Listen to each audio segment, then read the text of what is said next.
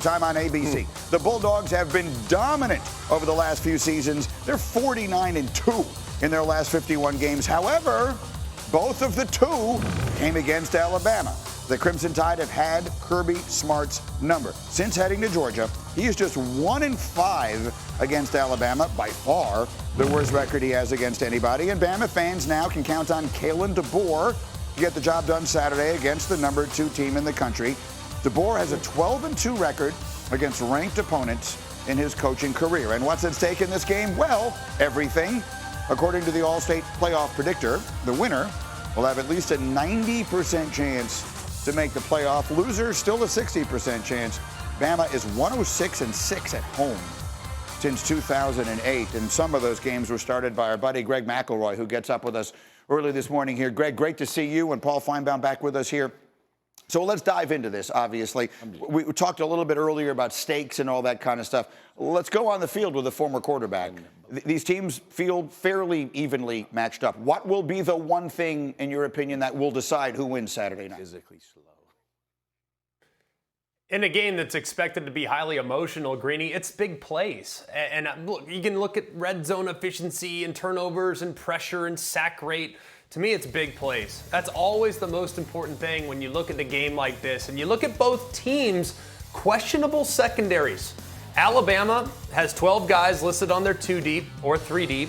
In their secondary, 9 of those 12 are either freshmen or transfers. So they have never played in a game like this for the Crimson Tide. And on the other side, Georgia's replacing 3 NFL draft picks in the back end. So they're a little bit untested. And both these offenses have big play potential. So I look at it, which team can manufacture the most and which team who might have a question in the secondary plays up to the level of the opposing competition. So it's going to be a fascinating matchup, and one that I think is going to be determined by maybe 50-yard touchdown passes, which is always exciting for us as the consumer. Absolutely, yeah. So big explosive plays. Paul, how about you? What do you think as you analyze, what do you think this game comes down to?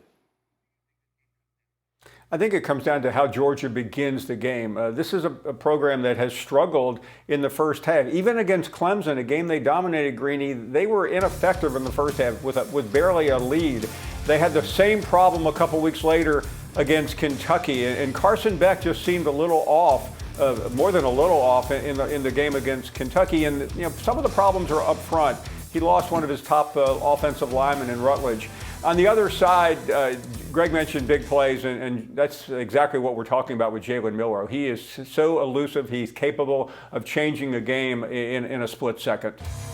So, Greg, we mentioned, you were there for the Saban era. He casts probably the greatest shadow that we've seen in coaching in a very long time. So far, so good, obviously, for Kalen DeBoer. But this is an entirely new experience for him and for everybody. How would you describe, having lived through this, the pressure that is on him in particular in this game?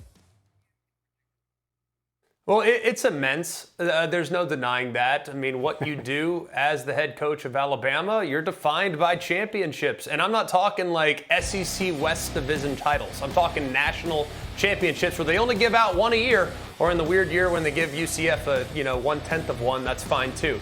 I look at it, and it's really, to me, kind of an amazing thing, though. For Kalen DeBoer, he's already built up a ton of goodwill amongst the fan base. The narrative has been that Kirby Smart couldn't get past the Nick Saban hurdle. Nick Saban was the guy that had his number. He's 1-5 against Nick Saban. So I honestly think that Kalen DeBoer has a little bit less pressure on him because more of the emphasis is going to be on Kirby Smart, because in the event in which he loses to Kalen DeBoer, then you could say, hang on a second, I thought it was a Saban problem. Maybe it's an Alabama problem. So I honestly think, in a weird way, more pressure is on the guy that's lost only 16 games in 9 years as a head coach and won 2 national titles. What do you think of that, Paul?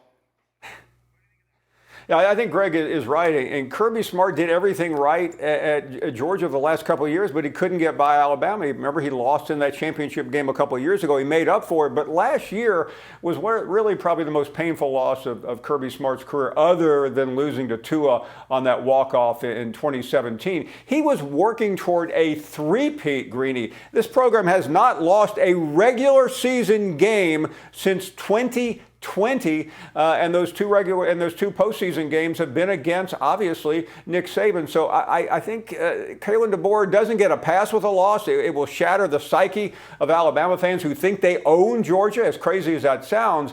But Kirby Smart can ill afford it. And not only that, Kirby Smart then has to go to Texas in 3 weeks and Ole Miss in November, and his playoff hopes could be hanging by a thread if he doesn't get by this game. That really, I guess I knew it, but when you really hear it that way, they haven't lost a regular season game since 2020. It's incredible. Georgia, by the way, is now a 2-point favorite. They were a 1.5-point favorite when we talked about this game an hour ago.